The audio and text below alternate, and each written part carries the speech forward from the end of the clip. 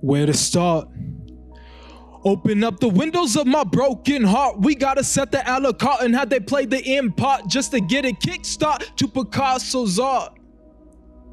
Well, was it just another test? 3, 2, 1, little birdies left the nest. Upset, but I bet the threat was duvet. Divinity preset. A man can't only live off riches and baguettes. But I guess that's why they hated me. My mind's made up, no plea, just one knee and the ultimate holy trinity. I ask for sight and sometimes I wake up in the middle of the night like, where am I going? Day by day the provision is showing. How can we gain the whole world but lose the whole soul? The currency takes a toll, ease the mind with loopholes and say I'm cool though. See, I was brought up through the dark to receive the light. Jesus gave me the insight, ease my mind, tough grind and real fight. New covenant with man, about the blind the sight. See, growing up, I didn't have no possessions. Now it's a blessing that I elevate connections. Hold up, they said I moved you. Halos turned to Hulu, government turned to voodoo, hoping that they seduce you. See, in this fake world, you hope to get real. Find the lock, find the socks, find the stocks, rushing through life trying to beat the clock. I guess that's just a definition of insanity. Can you find the humanity? It's all gonna pass away. Know that it's just some vanity, hoping that you can handle me. Ooh, if I use profanity, set an example. Remember what he made man to be. Dang shots fired, I add an extension. In his remission and all the affliction, he gained more conviction till his crucifixion. Hi, I'm Ned Breslin, and this is Stand in the Gap, where we look at some of the most challenging issues in child welfare and we humanize it and show transformative ways out. So we're at the Denver Art Museum at the Jordan Castile Returning the Gaze exhibit. This is a phenomenal exhibit. If you get a chance, come on down. We're talking about child welfare and the particular journey of children of color. I can't imagine a better way to start than with PJ's poem. That was phenomenal. Where'd you find that voice? Thank you for telling me. It was phenomenal. Thank you. So when I was 14 years old, I was in a place called the Family Crisis Center. And the Family Crisis Center is a step up for youth going into the foster care system, or a step down for youth coming out of juvenile detention centers. And I was personally there because I wanted to commit suicide and things weren't right in the home. And when I first got into the Family Crisis Center, like, they started just giving me a bunch of medications and doping me up and like having therapy appointments. And the only thing I was looking forward to was my next high, pretty much.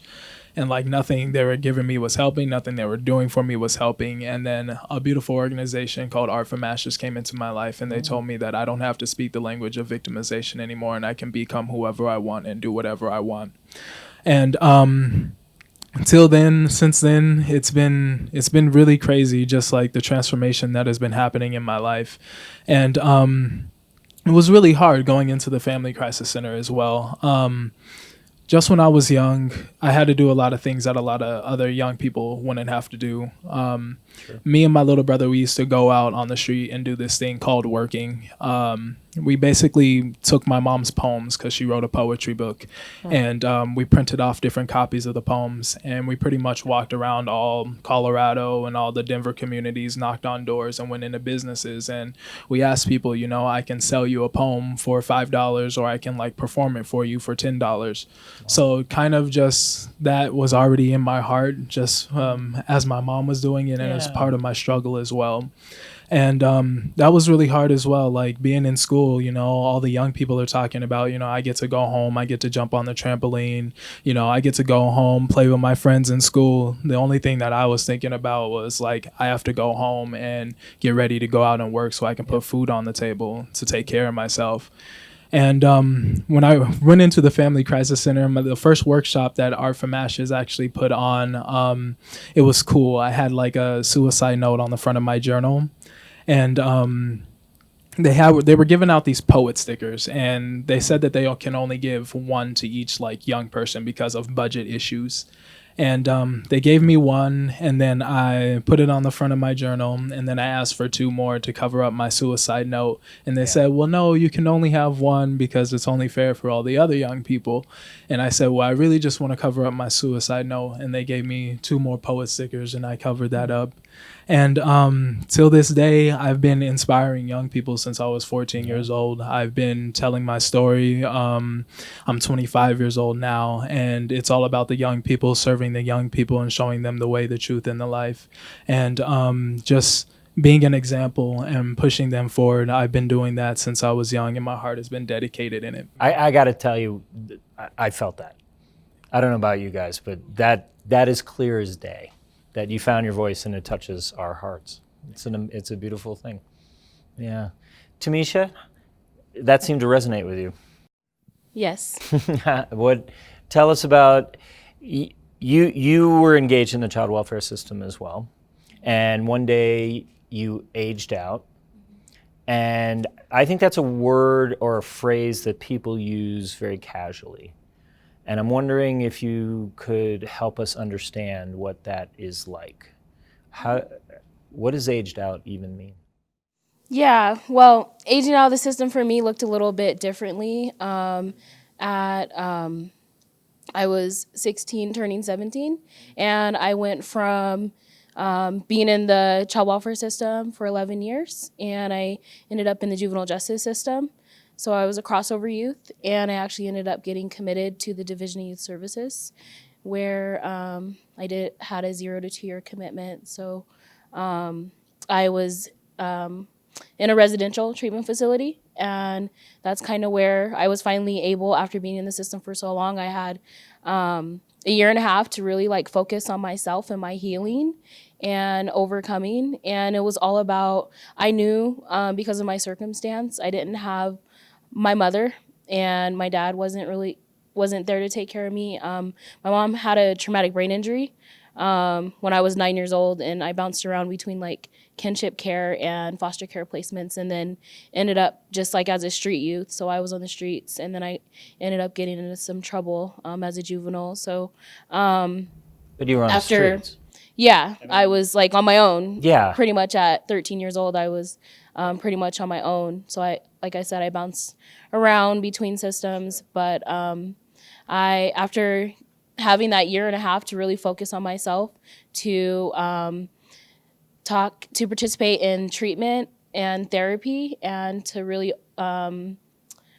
just kind of learn who I was as a person, and just becoming a young adult, I was able to age out of the system and be in a good place to age out of the system. So I found a job right away, and I just knew that I had to be independent. I knew that I didn't have mommy and daddy that I could rely on, so I had to learn how to be self-sufficient and on my own. And so I found a really good job and found an apartment, and I lived in Denver, and just started going to school. And I really started finding my voice after I left foster care, where I got connected to a program called Bridging the Gap at the Maha United Way. And that program was where I started to learn leadership skills, and I started to do a lot of advocacy work. And that opened up so many doors. I got to travel to Washington, D.C. I was a part of the National Foster Youth and Alumni Policy Council. So I did policy work here on a state level, but I also got to do policy work on a national level, and got really involved with the juvenile justice side of the system. So I basically went from being a system kid to actually working within those systems and becoming a youth advocate. And so that was that's a really powerful part of my story, and has kind of kept me going. And I will be graduating from Metro with my bachelor's degree in human services. And I have a minor in social work. I have my associates in human services, and I plan to get my master's and eventually PhD one day. So, but I'm all about, I work in total badass. I mean, let's be honest. Yeah. I mean, come on, that journey's crazy. It is. It's been a crazy journey, and now I get to work with youth that are transitioning out of the system. I run a program for youth that have foster care involvement, and now they're experiencing homelessness. And so I really see the struggle of what it takes to really become self-sufficient and live on your own, especially in Denver, where the cost of living is just extremely high. I can't imagine without the resources and supportive services.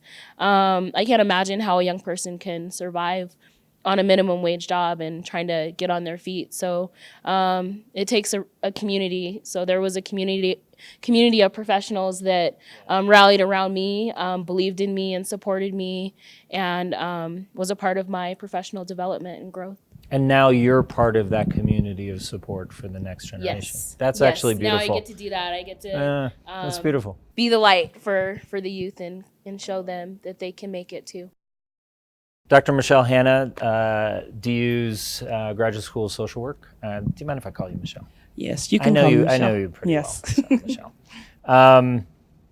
Everyone's journey through child welfare is complex and riddled with challenges, but children of color seem to have a particularly difficult journey. They have additional burdens. What might those be?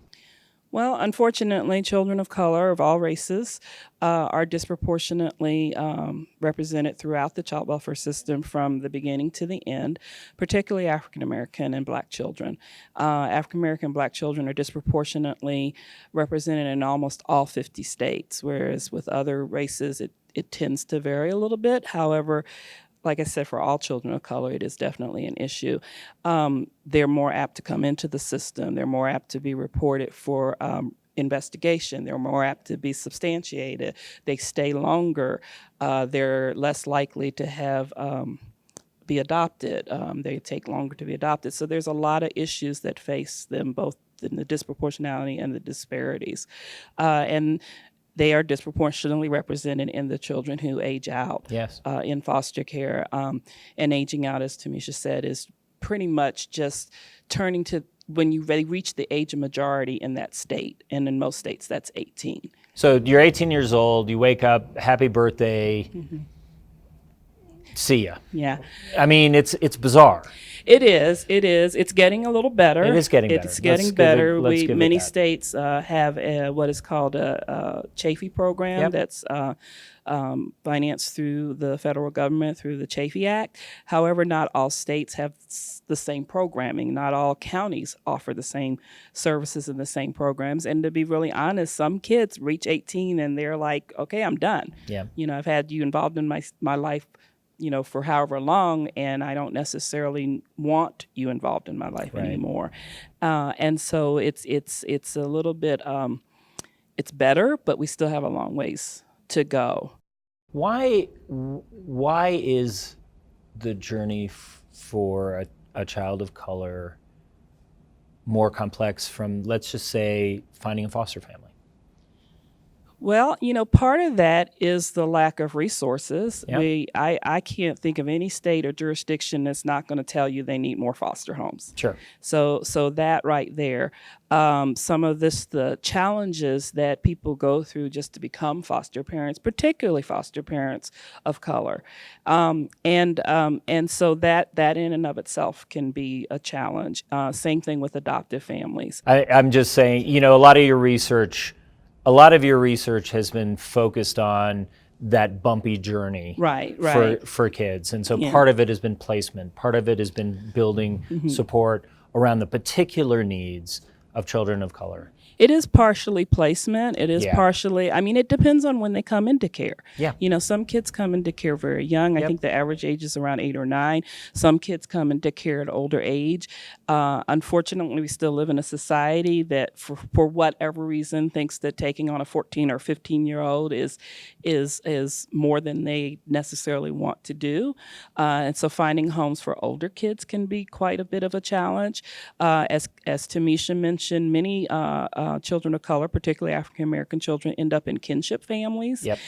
which are either blood related or non-blood related. Yeah, so but like they're an people. aunt, an It could be an uncle, aunt, grandparent. It can be a family friend who's like an aunt or grandparent. Yep.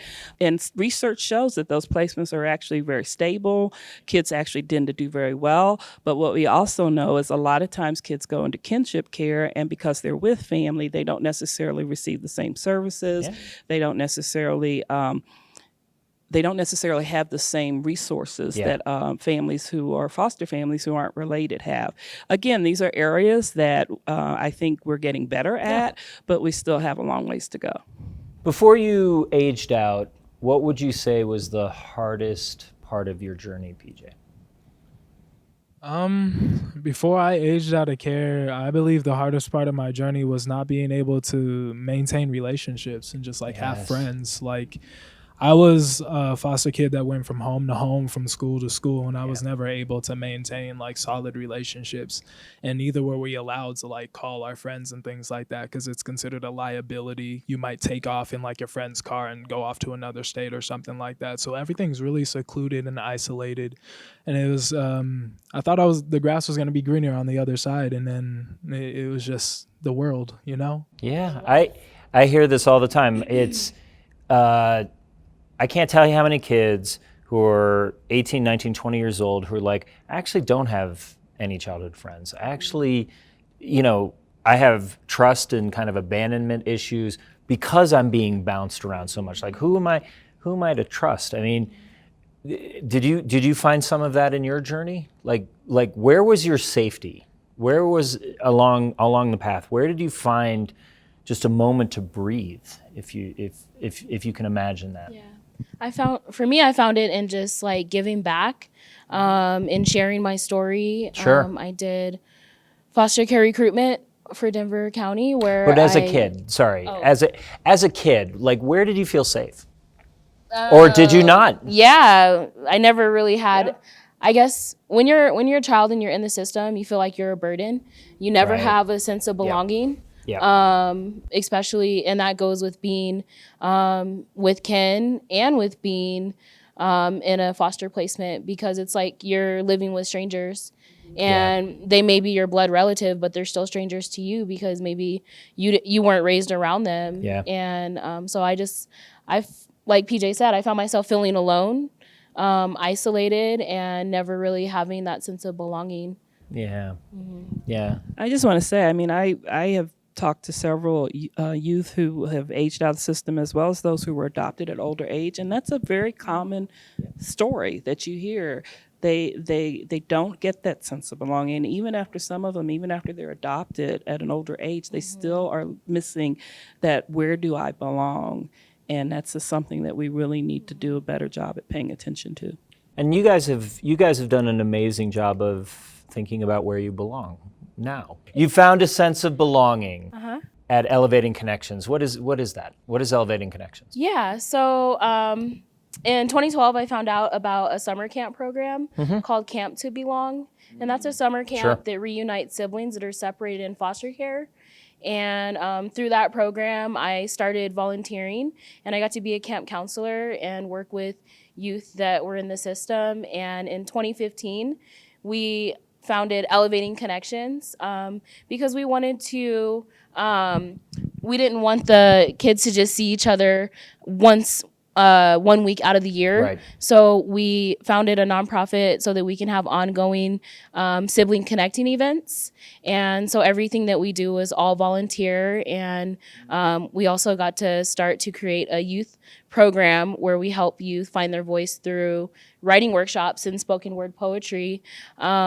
So that's kind of where I found my sense of belonging, was giving back to my community and serving youth that are still in foster care and reuniting them at summer camp. And so we brought 2018 was last year was when we brought camp back, and so I'm gearing up for camp in August. Nice.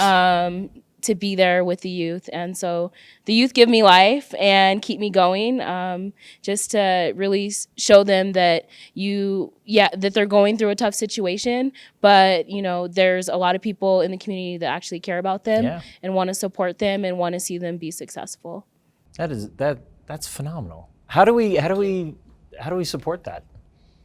Well, I'm the volunteer coordinator, so we need camp counselors and we need day volunteers to come up to camp. It's in Deckers at the YMCA Camp Shady Brook, and so we're looking to have 50 kids, but we need 25 counselors, and then we need day volunteers to come up to camp. So looking forward to that. It's going to be make amazing. That happen. Yeah, and it's in August? Definitely. It's in August. It's the first week in August 4th through 9th. You have siblings that you lost along the way, or you were disconnected from along the way as well?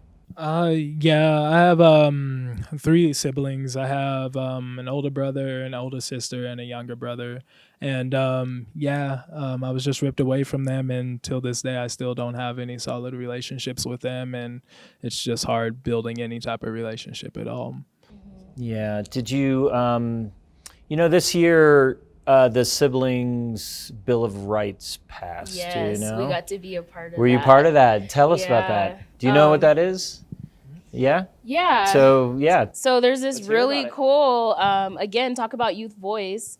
There's this really cool program called Project Foster Power. Yep. Through the Rocky Mountain Children's Law Center. Yep. And they brought together some young people, and we got to go down to the Capitol. And so the youth got to create this issue about being separated from their siblings, and they got to share their stories and speak before the Senate and the House committee, and it passed unanimously. And that is a rarity in itself. Who's going to disagree with it's that a one? huge win for You stand up against foster that. care. I got to be at the bill signing in nice. May, and I got to go down to the Capitol and really just support our youth leaders. That it's really cool to be on the other side. Yeah. Because when I aged out of the system, I started working on policy and legislation. Yeah. And so it was really cool to be on the other side and support the future generation of youth leaders that created this extremely important piece of legislation so that youth can see their siblings. Yeah. It's something so simple, right? Of knowing when you're in foster care, being able to know where your siblings at, being able to know that they're okay, what school they're going to, when you're going to see them again, and if they can keep siblings together. So that's something to think about. If anyone's ever thinking about being a foster or adoptive family, think about, if you know they have siblings, think about the importance of keeping them together, because the sibling relationship is a lifelong connection, and that's permanency for these youth. And I was separated from my brother, and we don't have a strong relationship now, and so that's really hard. So I definitely think that it's a good place to start, to really start making sure that youth have those positive connections. One of the things that's happening in Stand the Gap, and I'm going to circle back to your really profound poem. If you were in the foster system in the 70s or the 80s, you're kind of ashamed, right? You don't want to talk about it. It's this generation is finding their voice a bit like you showed us. Why is that happening? You two are not shying away from this at all. You're diving back in, you're engaged, you're trying to help, kids find their voices and kids find better pathways forward. What is happening with your generation? Because older generations, that's not the way. Is that fair? Yeah, that's very fair. The stigma of being in foster care is really, really strong. It's brutal. I'm aware of one study where the researcher interviewed people who were 25 and up, because most research is done with 18 to 25-year-olds. And these are people who, they're walking our streets, they're in our banks, they're everywhere. Yeah, they're everywhere. And they're doing well, but they all reported that deep down, that not belonging and that stigma, and stigma being shame of having been in foster care, just haunts them and stays with them. So I'm really curious to hear. So PJ, tell us what's happening in this generation where you are not only doing it yourself, but you're unleashing the voices of a community that's been silent forever? Well, like I said, I've been doing what I've been doing since I was 14 years old, and I've traveled to YMCA European Teens Prague Festival. Oh, wow. So I've been to Prague, performed poetry. Is I've that been cool? to. It was really cool. Yeah, Prague's all right. It was really cool. I've been to Nicaragua. I perform Very all cool. over Colorado. I go to LA. I've been to New York. I'm also a hip hop artist, and it's really interesting because I have this cool story. When I went to hip hop season, I was sitting in the hotel room, and I usually flip through like different channels and things like that. And I usually flip through specific channels that like have sermons and things on that when it comes to like Jesus and like the Bible. And I was sitting in the hotel room and I was just flipping through, and I usually just flip through, and then I stopped because they were talking about the Sabbath day. And from there, I was just glued in, and I kept listening. I kept hearing the word of God, and then I kept studying the word of God, and I just never put my Bible down since. Thank you all so much. That was lovely. Belco is proud to be the presenting sponsor of Free for Kids, a program that provides children under 18 free general admission to the Denver Art Museum.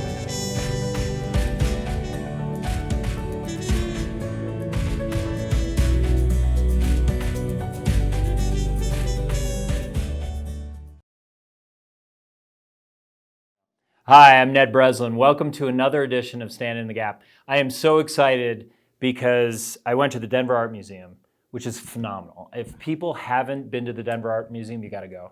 And there's this amazing exhibit by a woman named Jordan Castile called Returning the Gaze, and I was totally captivated. And not only is the exhibit itself phenomenal, but things have happened because of the exhibit, because of the partnership with Belco, which we'll talk about, partnership with youth around the city and the state of Denver that we'll talk about. And so it's not just brilliant art, but it's unleashing people in all these amazing ways. So I really want to welcome Dan and Elijah. These guys have a lot to say about this exhibit and what it has done for them and what it has done for our community. Welcome to the show, Dan. It's great to be here. Thanks for having me. So you work for this amazing organization called Belco. I am really fortunate. I'm the Executive Vice President and Chief Financial Officer at Belco. And Belco's been around 83 years. Yeah. And focus on community is huge. When you're given a lot of resources, you have huge responsibility. And we take that seriously at Belco, which is why we're so excited to be partnering with the Denver Art Museum. Yeah, and like I said, I mean, you've unleashed people because of this partnership. How have you partnered with the Denver Art Museum to bring this art to life in a fundamentally unique way? One of our board members had contacts with the Denver Art Museum and offered this sponsorship to us. Right. And we jumped into it and decided it was great because it focused on children, it focused on education, it focused on the community. All of those things are important to us. And in the first year we launched it, over 200,000 kids show up. It was a 51% increase. Wow. And we've just been so excited to see that, continue to advance. And as you talked about, the momentum that has been created by doing that, we couldn't be more excited. Yeah, no, it's phenomenal, and it has impact well beyond the walls of the Denver Art Museum. So go in and see the Denver Art Museum, but it ripples out, which is so beautiful. Right. You have all these students coming from different parts of town and different walks of life and being inspired by art and watching that ripple effect throughout the community. Again, we couldn't be more pleased, and we're just humbled by the success of it. And the kids are creating the ripple, which I love. So Elijah, Hey. who are you, man? I was actually one of the students that got to actually meet Jordan Castile. It was crazy. She was very nice, very energetic. She was. I could just tell that that was the person I wanted to be inspired to be. Wow. Her art is just the most phenomenal thing I've ever seen in my life, and it was crazy just witnessing it, like face to face.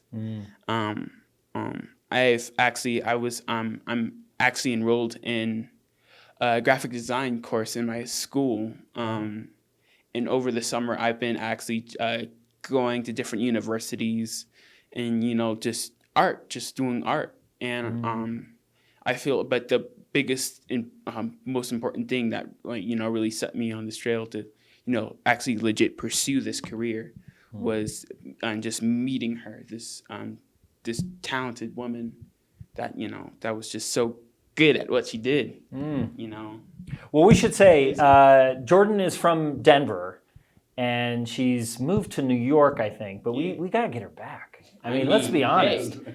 Let's be honest. She's having huge influence. New York might try to take credit. I'm not sure. No. This is Denver born and raised. Let's be honest. So the exhibit is phenomenal. It's great. What grabbed you? Like when you go and see this, what do you see? I see, well, she's, African American, so, I see a little bit of myself in there. I see someone I can identify with. I see someone that that shares the same interests as me, and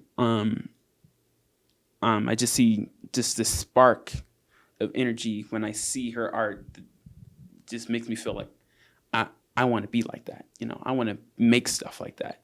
I remember one that really piqued my interest was one of her artwork was named Elijah. Yeah. Which was crazy to me because I've never heard my name in an art piece ever. Mm-hmm. So to actually see one, I was like, Elijah, that's crazy. That's cool. Yeah. So let me ask you this. So Belko does this amazing work. How does it connect with kids like Elijah? Like, what are you unleashing that is enabling Elijah and others to come and experience this at the Denver Art Museum? I think what we've seen with all of our programs is if we just put it out there and have the opportunity, the stars rise. I mean, the stars rise. I had a chance to talk with he and his mother beforehand, and I'm just sitting there, it's like, this is our future.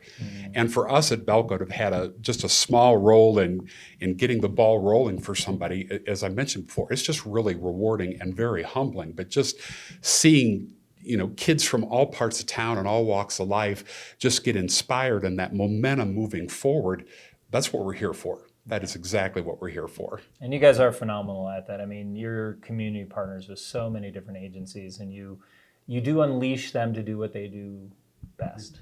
Well, we have 4 pillars that we work towards at Belko, and that's our staff, that's our members, our customers, financial stability, and the community. Nice. And we take that role in the community very, very importantly. We encourage our staff to volunteer in the community. If they volunteer so many hours, we'll help with their student loan payments. Yeah. We require members of senior management to be involved in the community. And when we recruit board members, we look for those that have those connections in the community so we can leverage our resources to fund programs like these and be a part of a great future. So you met Jordan, and then what? From there, I think we hit it off. It was crazy. It was like having a best friend for 5 minutes. Yeah. And it felt just amazing meeting her, meeting the other kids that were there, just seeing their artwork. Seeing people that were just like me, just sharing the same, passion for art, for the arts. It was, amazing. And you're turning it into something. I mean, you brought one of your pieces. Yeah. I'd love you to show and talk us through it. Is that cool? Sure, that'd be great. There you go, because it's phenomenal. So what I did was, this is a artwork of the 5 points, inspired by the 5 points of Denver. I actually didn't hear about the 5 points only until I was in my history class. Uh-huh. It was crazy because lots of the stuff I put into my art. Mm-hmm. Basketball, and the craziest thing is I'm not even athletic, but I just see that people really have a passion for it as much as people have work hard in something that they love. Another thing I added was I made all the people African American. Yep. Because here again, that's who I really identify with. I actually put a kid in here that was painting. I'm not saying it's me, not me, but it matters to you. Yeah, it matters. Every little detail matters to me. I put words that matter to me. Yeah. I saw love. Yeah, love. It was most of the scenery, the buildings were based off the Harlem Renaissance. So I put Renaissance there in sketch, which I sketched the artwork. So I just put these words that I put police there, and just draws attention to the words that I'm like conveying about my artwork and what it means. So That's absolutely beautiful. thank you. How long did that take you to do? When they announced that they wanted us to make an art piece to show to Miss Jordan, they gave us like a whole week, and I had nothing. Right. Like nothing. I did this in when it was time to present it, I did it on the last day. Right. And I did in my history class, and I told my history teacher, Miss, I have nothing. Could you help me? And she was all like, oh, say no more, I got you. And she really helped and I got this done in about 1 or 2 hours. What? Maybe. Just because 1 hour was thinking of it, and the other hour was sketching and seeing what would work, what sticks, what doesn't stick, and I had a whole trash can full of failed sketches until I finally got this one, and it blew everyone's mind. They were like, "Dang, that was crazy! This is great, dude. Are you for reals?" I was like, "Yeah, it's great." Let me ask you, where are we going to find you in 5 years? 5 years. Yeah. I've actually been very interested in comics. I've actually been really interested in inking, just shadowing and sketching. So I would actually like to be working in the comic book industry. Most people have probably not even heard of this person, but I'm a DC superhero. I really like Static Shock. Ah. He's a teenager. He's I think he's a superhero that has the power to control electricity. Nice. And he just really blows my mind just to see a person on the screen that looks just like me. To all kids of an ethnicity, to say he reminds me of myself. I see myself in him. That's beautiful. Yeah. I think it's a beautiful thing, and I just want to thank you both for being here. I mean, it is such a unique story about a partnership between an art museum and a company that truly gives back, that creates the space for us to meet and discover this amazing young man who already blew my mind. So thank you so much, Elijah. Yeah, I want to thank Belco for Thank you. Just getting me here. It just goes to show that you guys really care. We do, and it has just been such an honor to meet you. Been an honor to meet you, sir. That's It's great. crazy. You guys just really care, and some people just do it because it's just like, oh, it'll put us on the map. But when I first heard about this, it's crazy that you guys, just really just put yourself out there, just to see young people like me, just to show my artwork to the world, and thank you. You're very welcome. You're Thanks. very welcome. Yeah. There's no better way to end this show. So thank you all so much, and it's been a real honor talking to you. Thanks. Thank you.